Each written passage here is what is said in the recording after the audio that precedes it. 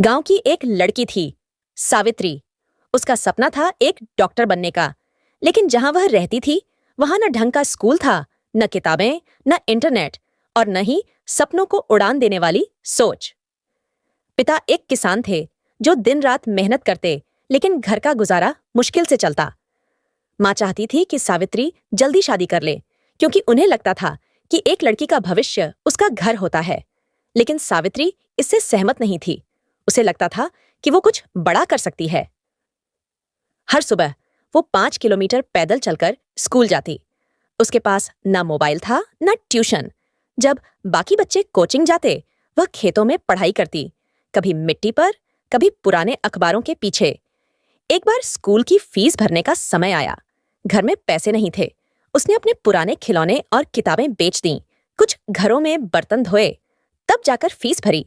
लोग उसका मजाक उड़ाते, गांव की लड़की डॉक्टर बनेगी।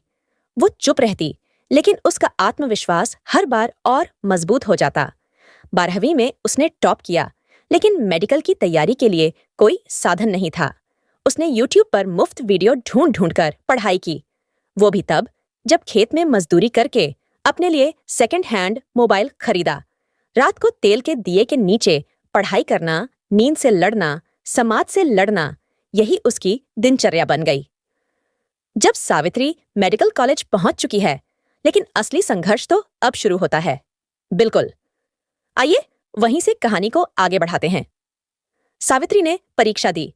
उसका सेंटर शहर में था, जहां वो पहली बार अकेली गई थी, बिना किसी गाइड के, बिना किसी रिश्तेदार के।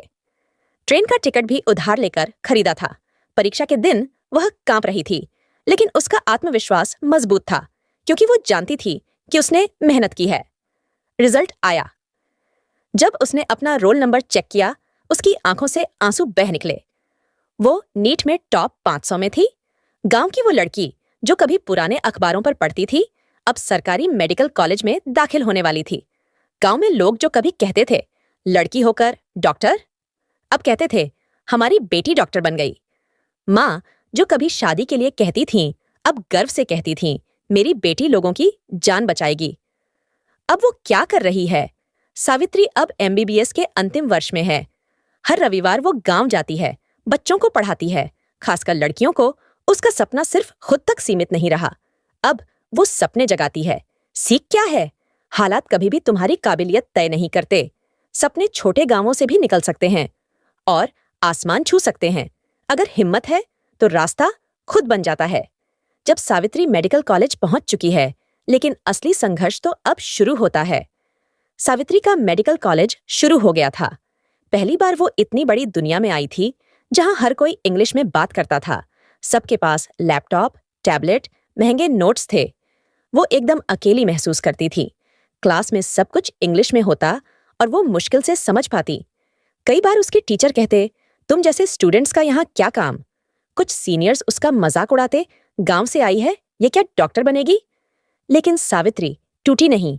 वो हर दिन लाइब्रेरी में बैठती, अंग्रेजी की मेडिकल किताबों को हिंदी में अनुवाद करके समझती, यूट्यूब पर वीडियो देखती, रात रात भर जागती।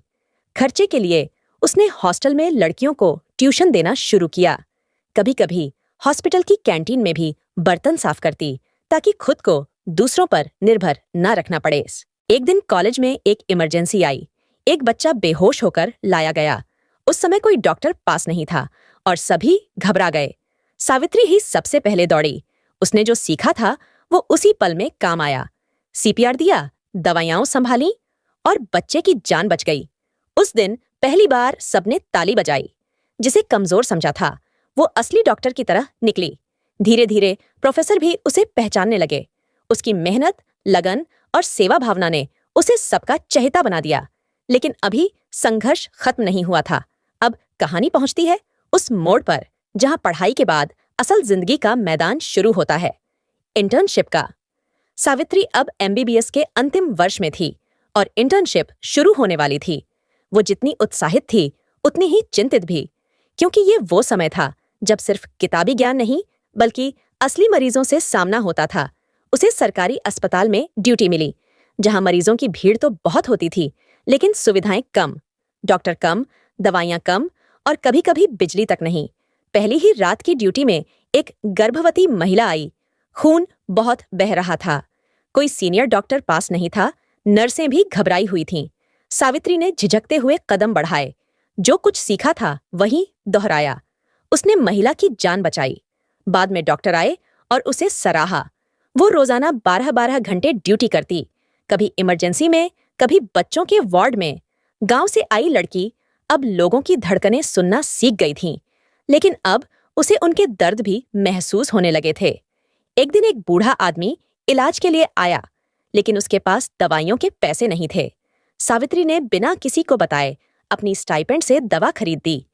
धीरे धीरे वो मरीजों की चहेती बन गई। लोग कहते, वो जो चश्मा लगाती है ना, वही वाली डॉक्टर बहुत अच्छा इलाज करती है। लेकिन हर दिन आसान नहीं होता था। कभी मरीज की मौत होती, कभी लाश को पोस्टमार्टम हाउस ले जाना पड़ता, और कई बार सीनियर्स के ताने भी सुनने पड़ते। एक बार एक बड़ा केस आया, एक्सीडेंट का। पूरे ऑपरेशन थिएटर में अफरा तफरी थी। सावित्री को पहली बार ऑपरेशन असिस्ट करने का मौका मिला। सर्जन ने बाद में कहा, तुम्हारे हाथ कांपे नहीं, तुम एक सच्ची डॉक्टर बनने जा रही हो। अब सावित्री की इंटर्नशिप खत्म हो रही है, लेकिन उसकी जिंदगी का अगला पड़ाव क्या होगा? क्या वो गांव लौटेगी और वहां क्लिनिक खोलेगी, या वो आगे एमडी की तैयारी करेगी? बहुत सुंदर मोड़ चुना तुमने। अब कहानी एक नए अध्याय में दाखिल होती है, जहां सावित्री न सिर्फ एक डॉक्टर है, बल्कि एक पत्नी, बहू और फिर भी एक सपने देखने वाली महिला बनती है। इंटर्नशिप पूरी हुई। सावित्री अब एक रजिस्टर्ड डॉक्टर बन चुकी थी। इसी दौरान रिश्ते आने लगे। माँ बाप ने एक ऐसा लड़का देखा जो खुद सरकारी स्कूल में शिक्षक था। नाम था अमित। शांत स्वभाव, समझदार, और सबसे बड़ी बात, सावित्री के सपनों का सम्मान करने वाला। शादी सादगी से हुई। गांव के लोग आए, सबने खूब आशीर्वाद दिया। लेकिन अब सावित्री के सामने एक नया संसार था, ससुराल। सुबह की रसोई, घर के काम, सास की उम्मीदें, समाज की बातें, सब कुछ नए सिरे से सीखना पड़ा। पर अमित ने एक दिन कहा, अगर तुमने यहां आकर डॉक्टर का कोट उतार दिया तो बहुत सारी लड़कियां हार मान जाएंगी। तुमको रुकना नहीं है। यह सुनकर सावित्री का दिल भर आया। अब उसने अपना सपना बदला। मैं एक ऐसा ग्रामीण महिला स्वास्थ्य केंद्र खोलूंगी जहां हर औरत को इज्जत और इलाज दोनों मिलेगा। उसने बैंक से लोन लेने की कोशिश की, लेकिन बार बार कहा गया, औरत हो गांव में, क्लिनिक कौन चलाता है, डॉक्टरी छोड़ो, घर संभालो। लेकिन सावित्री ने हार नहीं मानी। अमित ने अपनी तनख्वाह से छोटी सी जगह किराए पर दिलवाई।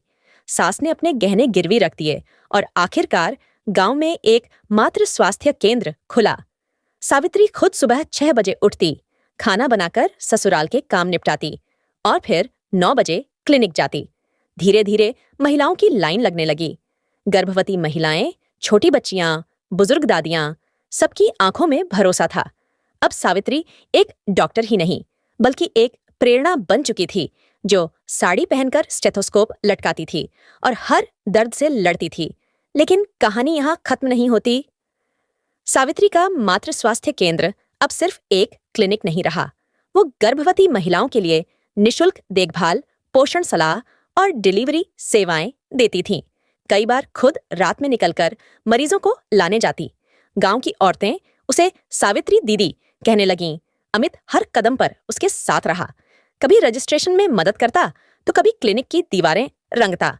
सासू माँ बच्चों को देखकर कहती, हमारी बहू ने गांव की किस्मत बदल दी। फिर एक दिन उसने एक नया सपना पूरा किया।